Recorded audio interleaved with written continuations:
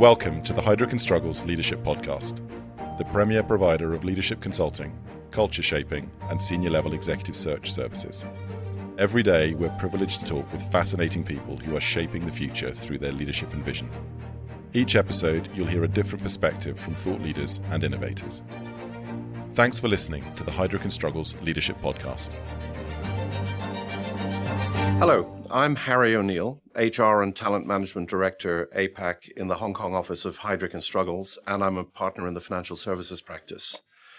In today's podcast, I'm speaking to Robert Ronneberger, who's Vice President and Lead Strategist for Multi-Asset Strategies at BlackRock here in Hong Kong. His decision to join BlackRock was in part driven by the firm's open support and contribution to the LGBT community. Robert, welcome, and thank you for taking the time to speak with us today. So can I start off, Robert, can you tell me briefly a little more about why you joined BlackRock, and in particular, the importance of the company's take on LGBTQ as part of that decision? Yeah, sure. So I joined BlackRock because the company gives me a great platform where I can leverage my skill sets. I've spent the last 12 years in the region, in part of my studies as well as my first job, living in different countries where I've built also my Mandarin capabilities. Now BlackRock and BlackRock's footprint in the APAC region allows me to really leverage this sort of skill set. So that's one of the reasons. The other one, of course, is because when I was looking for new opportunities, I was looking for companies that have inclusive environment for their employees. That's terrific. So BlackRock, in essence, is a role model in the industry. So, what challenges do companies face when wanting to be role models and front runners in promoting social change, especially when it comes to policies favoring rights of the LGBTQ community, and in particular in this region? Obviously, part of BlackRock's DNA is diversity. It's what the firm stands for. Now, as part of my past 4 years in BlackRock, I also co-founded the Out and Allies Network, which is the LGBT network for BlackRock here in the region. And as part of that, I was very involved in driving changes internally, which eventually made me become the co-chair of the LGBT Interbank Forum here in Hong Kong. Again, and coming from a perspective from the LGBT Interbank Forum is for a company to want to become a role model or a trailblazer to bring social change to the wider community, it actually has to overcome a lot of internal hurdles. Now, to come back to your point about wanting to be a front runner, I think a lot of firms haven't reached that point to want to bring change to the wider community. And why is that? Probably because it's either regional or local management might be in disagreement, right? Or maybe internally, when it comes to building inclusive environments for their own employees, they probably haven't reached the point where they want to reach out and bring that change to the industry or the community itself. Now, that's one of the problems. It's just what firm feels to be in the position to bring that social change outside their four walls. The second thing is, once you've reached that point as a company, right, you have a decent environment that values diversity and is inclusive. The other problem then is, now let's look at the stakeholders. And taking BlackRock as an example, our key stakeholders are predominantly our clients. And these clients are governments, they are sovereign wealth funds, they're large institutional clients, whether local, regional, or global. Now, the problem here is usually that bringing change beyond the four walls that might be seen as a little bit controversial, which is usually the case in the context of LGBT, companies don't want to take that step. That's a great point. And it's also important to talk about the success that group had, that the Interbank Forum, which, as I understand, is made up of a group of financial institutions operating here in Hong Kong. Having that success goes to show that big companies, when they band together and hunt in a pack, as it were, can achieve social change. And BlackRock clearly is part of that. Yeah, that's correct. And I think more and more, if you look at the world that we're operating in, whether it's the APAC region or globally, I think these global multinational corporations more and more have the responsibility to bring such change to the wider community. And that's another thing that I really appreciate of BlackRock and our global leadership, including our CEO, Larry Fink.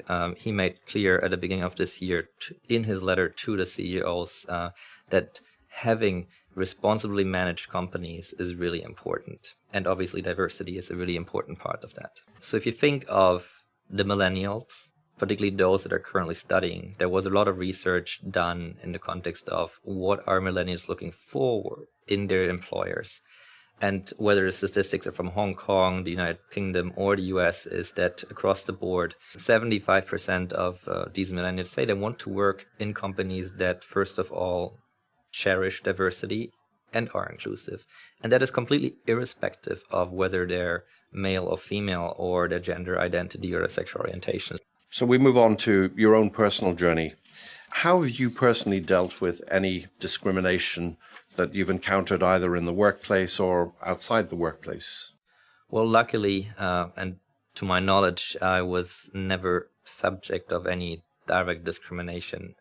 And I think I have to give credits to my parents here, who didn't really care about that particular issue. They were very open about my sexual orientation. So I think having an environment and growing up in a family like this gives you a lot of self-confidence. However, starting my first job in Taiwan, I went back into the closet. But we always talk about self-concealing.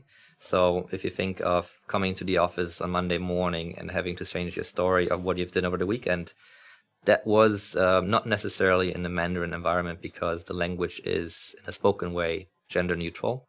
So I think that helped me in a sense. There was no need to come out because I could share my stories without giving that information away. That was not because the company was not inclusive. However, coming back to the point of why I've chosen BlackRock over other companies, is that they are more open and more inclusive when it comes to LGBT. And when I've joined BlackRock, and literally within that first week here in the office in Hong Kong, I just thought it's now time for me to kind of give back. And BlackRock was very supportive when you came forward with this idea. BlackRock was extremely supportive to the extent that we have had networks in the Americas and EMEA for quite some time. And I think given the experience from working at BlackRock, the corporate culture and part of the DNA of BlackRock is being inclusive. We call it One BlackRock, and I think it's really the case here. Now, when I made the decision to start this network along with like-minded colleagues in the region, I reached out to our chairman, Ryan Stork, who was extremely supportive. He basically said, whatever you need, I'll give it to you. You make sure that we get this off the ground. And he was surprised that we didn't have that at this particular point in the Hong Kong office and in a wider region. Now, I still took a strategic approach to this. So I wanted to have senior buy-in at first, starting with our chairman, Ryan Stork, but then also with all the leading MDs that have regional responsibilities. I brought them on as MD allies, supporting the network even before we launched it officially, just to make sure that from a top-down perspective, people are bought into this idea. And whether it's the business case that we talked about or whether it's just the right thing to do. The next step then was launching the network. Given that we're known as the invisible minority, what impact do you think that having a network like the Out and Allies network has on the LGBT community, particularly those who are still in the closet and perhaps a lot more tentative about disclosing their sexual orientation to colleagues? It's a very good question, particularly because the invisibility of the LGBTQ community is a problem. It's a blessing, but also a curse.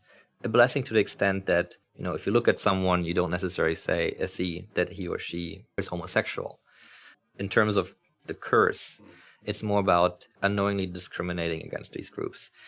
And here again, it comes back to the point of having a senior buy-in, because a lot of people are supportive and inclusive. The problem if you don't speak it out loud or if you make it visible, your team, the people that report into you, don't know that you are a very open-minded person and you value and cherish diversity. Now, what we've done here within BlackRock is having people openly speak about events, and that's part of what we required our MD allies to do is, announce these events, forward our invitations of some of the activities that we've hosted with a personal pledge of why this is important to you. And you'd be surprised. We have managers in very senior roles that have LGBT members in their family. So again, the DNA is there. You want to create an environment where people feel they can be themselves. And we don't ask them to come out. But if I, as a junior or like mid-level, management sort of employee, and I see that my male white manager is supportive of this, I feel a lot better. I don't have to come out, but it's just the feeling of, I belong here. Yeah, I think that's a great point. You have a situation where people are not being unconsciously discriminated against. An unconscious bias is something that everybody is becoming increasingly aware of. And in relation to the LGBTQ community, it's something that can be addressed if you have a network which is spreading a positive message about the community and the reason why that part of diversity is important. Just to maybe give you an example of how we went about bringing that change and driving inclusion within the APAC region, it's through events. And one particular example that was extremely successful in creating that relevance was a parent sharing session that we've hosted. And we invited parents of LGBT children into the office to talk to our audience. And our audience was mostly parents or parents at some point in the future time. And the parents of these LGBT children, they talked about their own journey, having their own children coming out to them, which at the beginning was probably a surprise or even a shock, particularly in the APAC region. But then you can see these parents now sitting in front of a corporate audience like BlackRock, talking about their experience from being shocked to completely the other way around of driving inclusion. How can you build environments that your children, no matter what age they are, can grow up? I think the question is here, we want every employee in our firm for that particular event ask themselves the question, how would they react if their children, their daughter or son, was coming out to them? Moving on, how can multinational companies like BlackRock have one inclusive policy worldwide? Or given the very different attitudes towards LGBTQ issues around the world, do you have to have individual policies? Yeah, just referring to my experience at the Interbank, different firms take very different approaches to this. Some of them have very tailored policies that are respective to the Hong Kong market. The way we look at it at BlackRock is that we have a policy in place that's global. And this policy, whether it's anti-discrimination policy, sorts to protect employees in general, but also the minorities and the LGBT community within the firm. Now, this policy is in place in all the countries that we do business. But I think the most important question is having a policy on paper is one thing, but actually enforcing it is another thing. And we don't ask people to come out. But what's important here again is that managers within these businesses openly voice out their support for diversity and particularly for LGBT because it's invisible. It's making your support visible. Because if you're working as an employee, if you come to work and you feel comfortable, that's really important. And again, it goes back to the business case of talent retention. Why do you think that the financial services community in general has been so supportive? And you talk about Interbank quite regularly, which is an association which was formed, I think, just in Hong Kong, of leading financial institutions, both global and regional, who provide support to LGBT networks within their member organizations. Am I interpreting that correctly? Yeah, that's correct. So the LGBT Interbank Forum here in Hong Kong has been around for quite some time, but it was officially founded 3 years ago. Now, to come to your point, why is the financial services industry on the forefront of LGBT inclusion? If you look at the business case for LGBT inclusion, the bottom line is that if you build inclusive environments where everyone can be themselves, it has a positive impact on the bottom line. So it's profit. And if you look at the different aspects of the business case, a lot of it is employee attraction, retention, and the financial services industry is very much dependent on talent. That's the most important asset that a company can have. So we talk a lot about productivity of employees that are out versus in the closet. And there's a lot of research that was done in that aspect. And that research says that the productivity increases somewhere between 20 and 30% for someone that's openly out at the office. We have 2,800 employees in the APAC region, approximately. Assuming that 5 to 10% of that belong to the LGBT community, that's somewhere between 140 and 280 people. Now, if you have these 140, 280 people working with an additional 20 to 30% of productivity, that's, so to say, free headcount. It might be a vague statement, but it works with, a lot of senior managers that need to get convinced about this particular issue.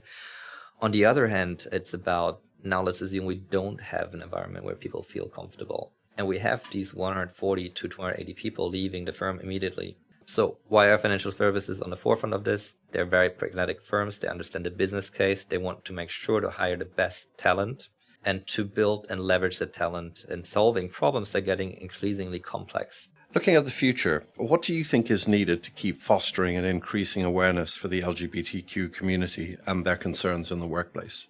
Many firms have come a long way to build environments that are welcoming diversity in general.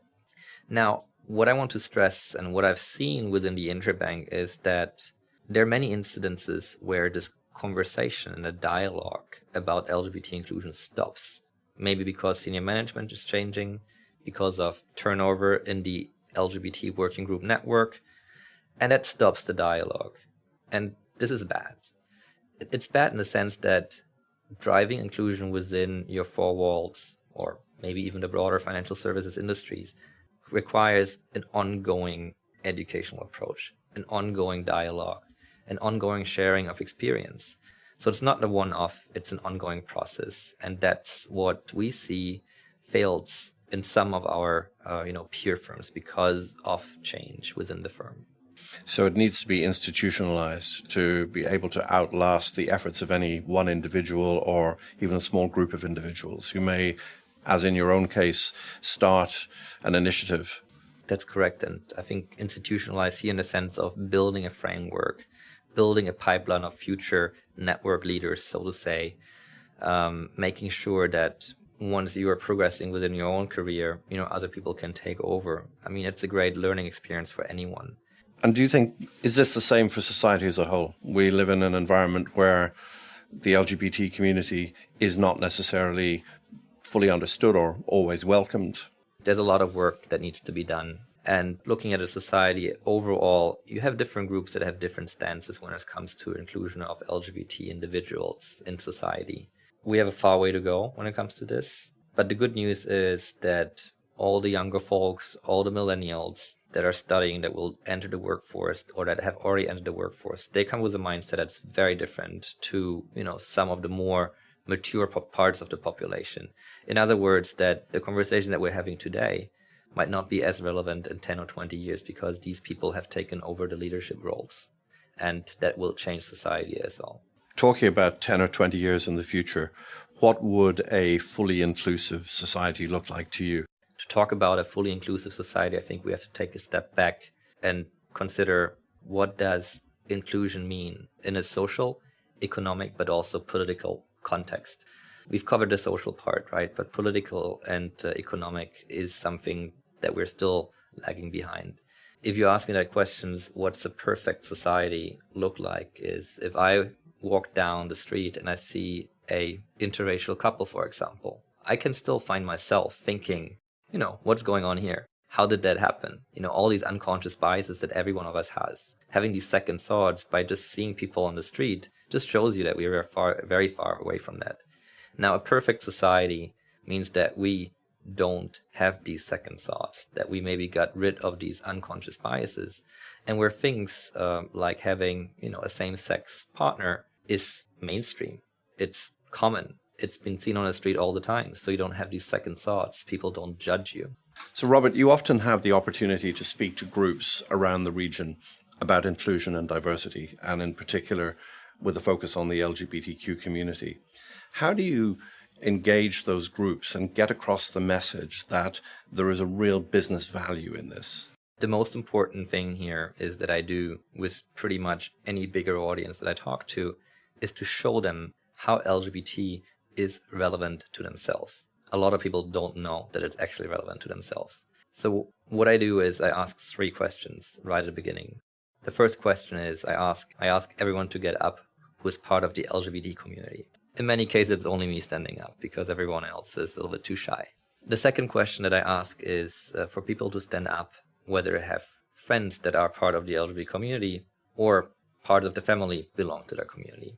And usually you get quite a decent proportion of the audience getting up, usually somewhere between 20-30%, in some instances 50%. And the last question that I ask is, again, friends, family, but also colleagues or peers in other firms. And that usually gets the entire audience scan up. And if someone is still sitting, I usually point at them and ask them for a coffee after the presentation. Robert, thank you very much for taking the time to speak with us today. Thank you very much for having me here today. And thank you for listening to the Heidrick Struggles Leadership Podcast. Thanks for listening to the Heidrick Struggles Leadership Podcast.